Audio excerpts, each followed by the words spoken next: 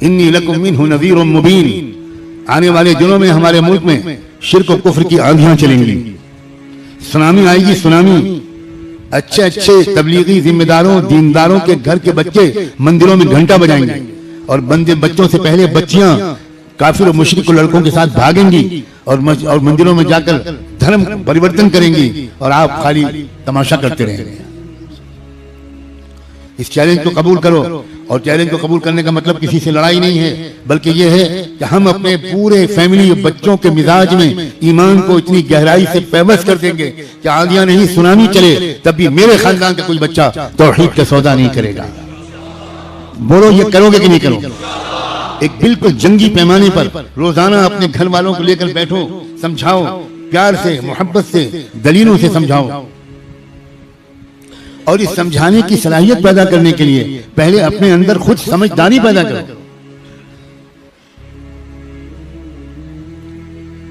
اسی کے لیے میں نے دوسری آیت پڑھی تھی، وَمَا كَانَ الْمُؤْمِنُونَ لِيَنْفِرُوا كَافَّةً فَلَوْلَا نَفَرَ مِنْ كُلِّ فِرْقَةٍ مِّنْهُمْ طَائِفَةٌ لِيَتَفَقَّهُوا فِي الدِّينِ وَلِيُنذِرُوا قَوْمَهُمْ إِذَا رَجَعُوا إِلَيْهِمْ لَعَلَّهُمْ يَحْذَرُونَ.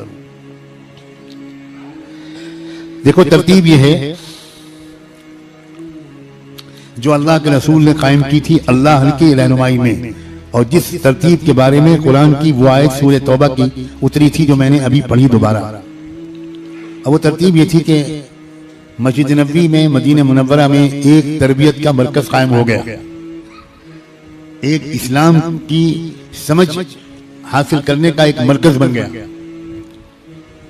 اب ایسا کرو، حضور اللہ نے فرمایا کہ ملک کے مختلف علاقوں کے لوگ وہ باری باری قافلے اور جماعتیں بنا کر اس مرکز میں آئیں اور کچھ دن تک قیام کر کے اسلام کو سمجھیں، اور اسلام کو گہرائی سے سمجھنے کے بعد پھر وہ اپنے علاقے میں جائیں اور اپنے علاقے کے لوگوں کو اسلام سمجھائیں.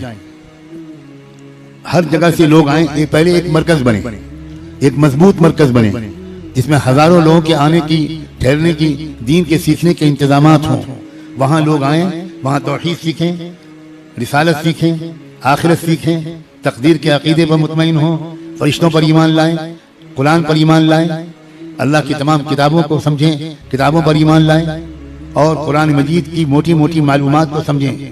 چند مہینے میں یہ تعلیم مکمل ہو جائے تو اپنے علاقے میں جائیں، اپنے علاقے کے اندر لوگوں کو وہاں بھی تعلیم دیں، اور وہاں سے نئے قافلوں کو مرکز بھیجیں.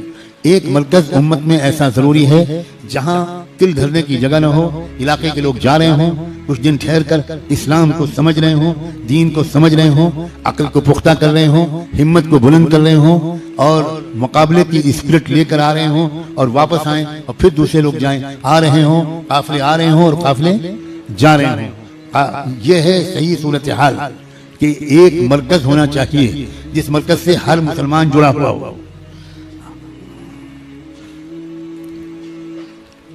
اللہ کا شکر ہے کہ اللہ تعالیٰ نے ہم کو ایسا مرکز دیا ہوا تھا. اللہ کا بہت کرم ہے، اور کروڑوں لوگوں کو اس سے فائدہ ہوا. جب تک اللہ کو اس سے کام لینا تھا کام ہوتا رہا. ایمان کا مرکز اب ضرورت ہے قرآن کے مرکز کی. تعلمنا الایمان ثم تعلمنا القرآن. اللہ نے ایمان کی محنت چلوائی، ایمان کی محنت کا مرکز بنوایا. اب وقت آیا ہے قرآن کی محنت کا اور قرآن کی محنت کے مرکز کا. اب وقت آیا ہے کہ ہمارا قرآن کی تعلیم کا ایک مرکز ہو، اسلام کی گہری اور تفصیلی سمجھ کا ایک مرکز ہو. وہاں پر سب لوگ جڑے ہوئے ہوں، سب کو معلوم ہو کہ یہ ہمارا مرکز ہے. یہاں سے جو رہنمائی ملے گی اس پر چلنا ہے، یہاں سے جو ہدایت ملے گی اس پر چلنا ہے. ہمارے ملک کی دوسری قوموں کے مرکز ہیں کہ نہیں ہیں؟ کچھ نہیں. ایک دو آدمی جواب دیا. پتا ہے کچھ کہ نہیں پتا؟ یا آپ لوگ پانچویں آسمان سے تشریف لائے ہو؟ مضبوط مرکز ہیں کہ نہیں ہیں؟ اس مرکز سے جو اشارہ ہوتا ہے ملک کے وزیر اعظم بھی اس کو ماننے پر مجبور ہوتا ہے. پوری قوم اسی کو مانتی ہے، فوج اسی کو مانتی ہے، پتہ نہیں کون کون اس کو مانتا ہے. ایک مضبوط مرکز بنایا انہوں نے، اس مرکز میں پیسہ لگایا، اس مرکز پہ جان لگائی، اس مرکز پہ مال لگایا، اپنی آمدنیاں لگائیں، اپنی صلاحیتیں لگائیں، مرکز کو مضبوط کیا. اور آج ساری دنیا جانتی ہے کہ حکومت دلی سے نہیں کی جا رہی، اس مرکز سے کی جا رہی. جو نہیں جانتے وہ احمق ہیں، جو سمجھدار ہیں وہ سب جانتے ہیں کہ سرکار دلی میں نہیں چلتی، سرکار ناگپور میں چلتی ہے.